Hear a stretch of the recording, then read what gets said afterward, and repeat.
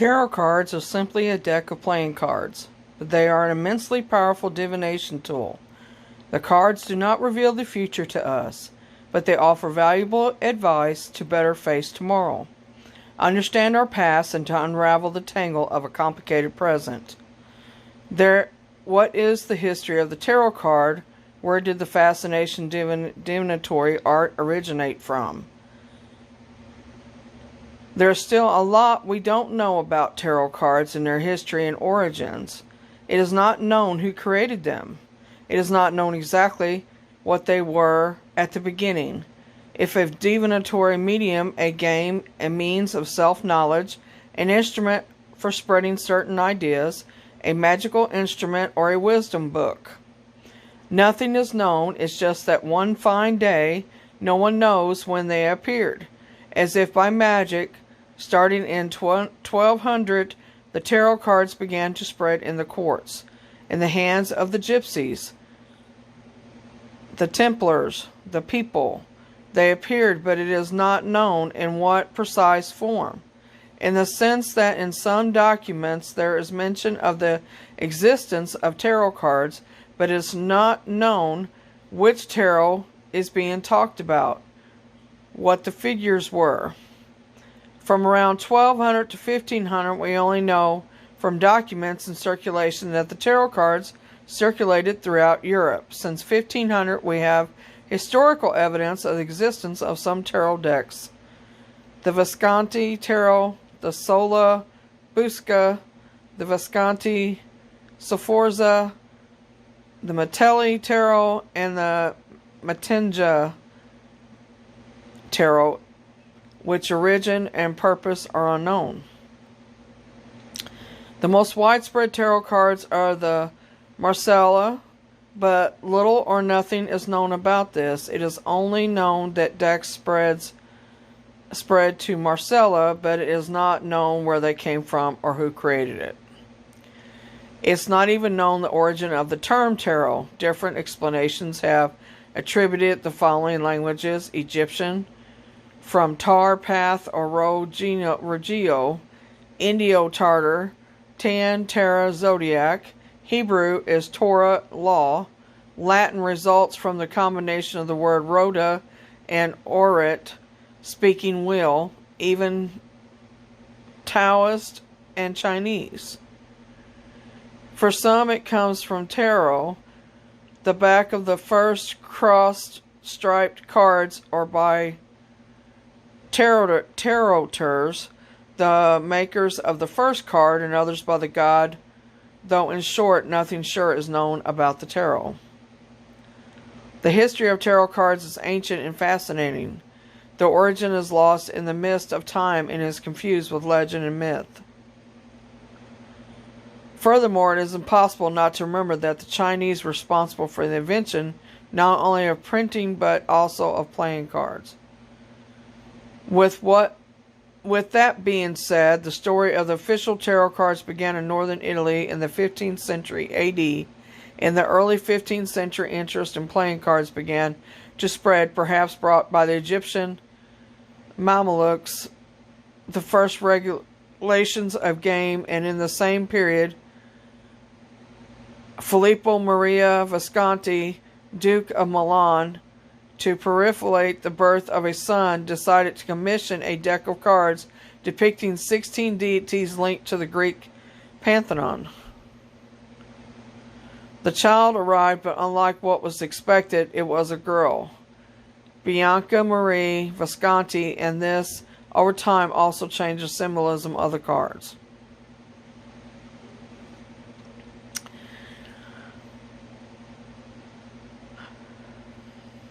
The tarot card was transformed into a divination tool in the 1700s when the 22 major arcana showed the path that humanity would have to follow to achieve enlightenment. Even today, the major arcana suggest to us the way forward to reach awareness of ourselves and to face our darkest fears. A good fortune teller, therefore, must help us increase our self-esteem, but must not create a bond of dependence. How and when did tarot cards as we know them reach us? who introduced them to Europe. Despite high taxes and legal bans on the gaming tables, later in the living rooms and the mysterious fortune tellers' caves, two hypotheses can be formulated. Both are equally possible. First hypothesis is the gypsies.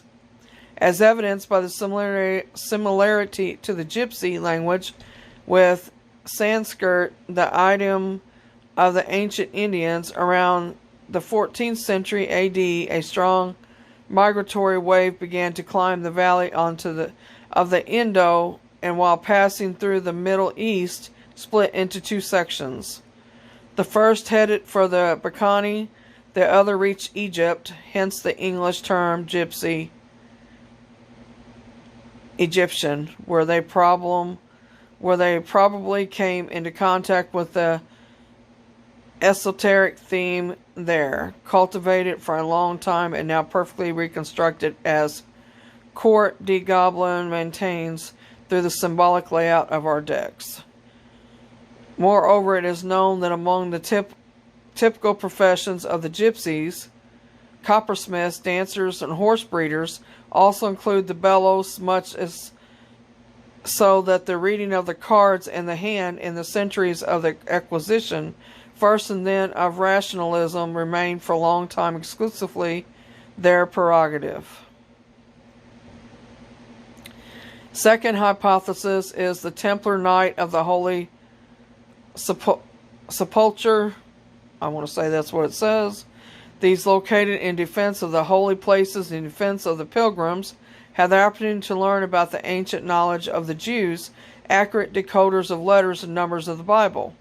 The Templar order did not live long, however, as is known.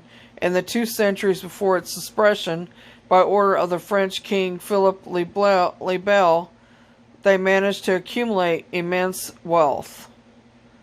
That the Templars were esoteric also testifies to the complex symbolism of Gothic cathedrals, which they were the creator of, while that they were actively involved in alchemy, proved by their own rule, which is one step expressly forbids making gold in the presence of strangers. The tarot symbolism imbued with esotericism would thus have come to Europe from Israel through the Templars, which not only acted as an intermediary but also providing codifying of this knowledge, and by passing on the cryptic language and truths to Gothic architecture and sculpture. Tarot cards, a tool for all of us. A high symbolic content of the major blades allows them set of universal cosmic timeless messages. Some images are clearly of biblical origin: the judgment, the angel, the tower, which recalls that of Babel, the devil, to the angelic creatures of the lovers, and the judgment, the symbolic of 4 evangelists of the world, and the theological virtues of doctrine, and others of astrological origin. In short, the origin is singular to as much as pagan, as much as Christians, cultured, that apply to any age, social class, or nationality. That's the reason why tarot cards are the best tool we have to unlock our intuition and our higher self, while fully immersing into a magical, mystical, and mysterious ancient source of wisdom and clarity. Now, the difference between the tarot card and the oracle cards are: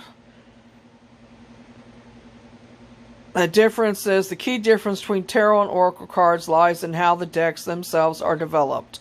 Both types of decks used for personal growth, inspiration, coaching, and divination.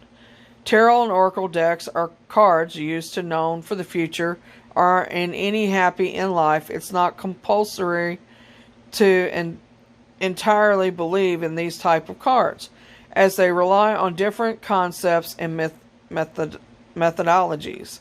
A tarot card is considered to be a divination card which has dramatic images of crumbling towers wielding skeletons, while the oracle cards are easy to read as most of the meaning is written right on the card itself. Tarot cards are known to provide a very in-depth detail to any of the situations. These cards have a specific structure of 78 cards with the 22 major arcana, the full through the world, and the 56 minor arcana cards split into 4 suits, traditionally pentacles, which is coins, swords, wands, and cups.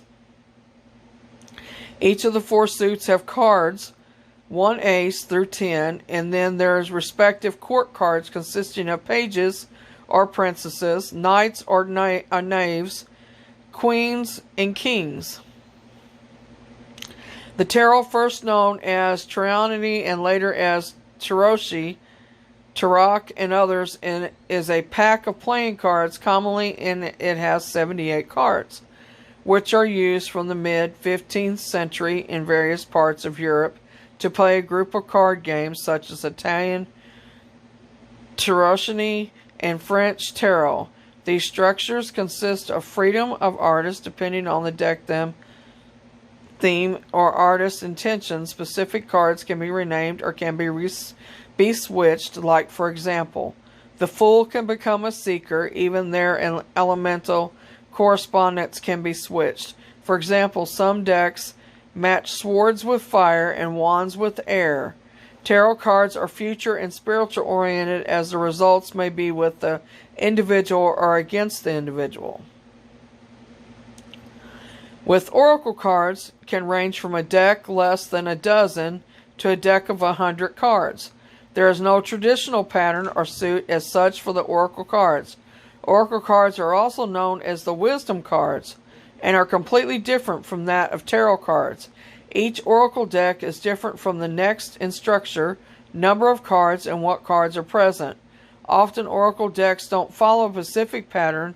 They are just a list of one card after another, usually without much association between the cards that are near one another.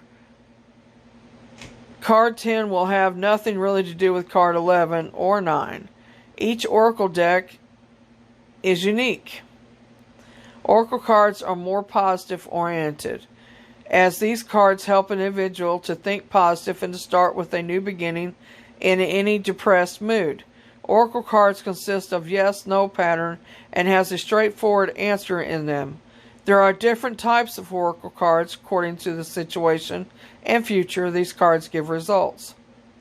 Hence, both tarot and oracle cards are used for their specific purposes.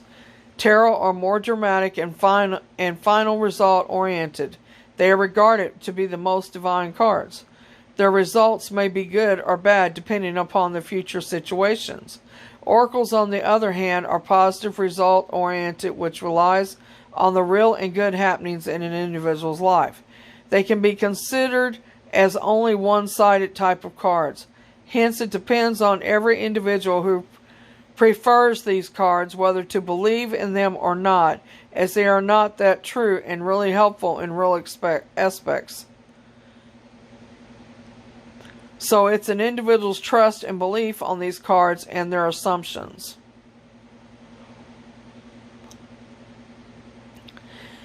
What the cards they are for: tarot cards are for personal growth, inspiration, coach, and divination. Oracle cards are for positive results and good happenings of an individual. These are the tarot cards or divination cards. These are oracle cards, wisdom cards. The tarot cards belong to is part of an ancient tradition of divination.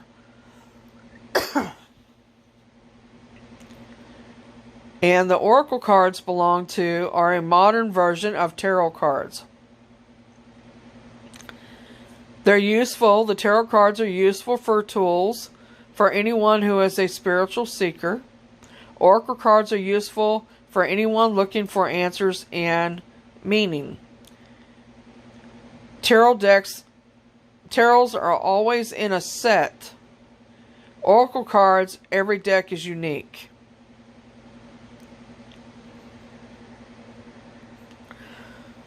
Oracle cards, history and use. Most people are familiar with the standard 78 card tarot deck in all its many incarnations. You can find tarot cards with just about anything on them, from baseball to kittens to zombies. However, for those who aren't interested in learning about the deeper complexities of the tarot, there's a perfectly good alternative out there called Oracle cards. Oracle cards are a deck of Oracle cards as a divination tool that many people are embracing. They're a little more free form than tarot, and a lot of people find them easier to understand and navigate. Typically, an oracle card contains an image and an association phrase or word. The cards can be laid out in any format, and like the tarot, are used for guidance and introspection. For instance, Rebecca Campbell's popular work, Your Light deck, features cards like Awakening and Sisterhood of the Rose. The deck Moonology Oracle cards by Yasmin Boland includes lunar imagery and all the cards, along with the phrase like hold your vision and believe in the impossible. Some people feel that the positive feeling found with Oracle cards is more their speed than tarot.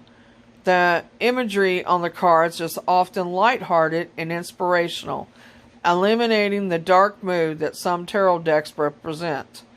Angels are a popular theme in Oracle cards, and there are a few decks that even have heavily Christian overtones. When you buy an Oracle card deck, you'll find a booklet included, much like the little white book that comes with tarot decks, that explains the meaning of each card. Some booklet even includes a ritual you can do with each card, as well as a different layout and spreads that are unique to the particular deck.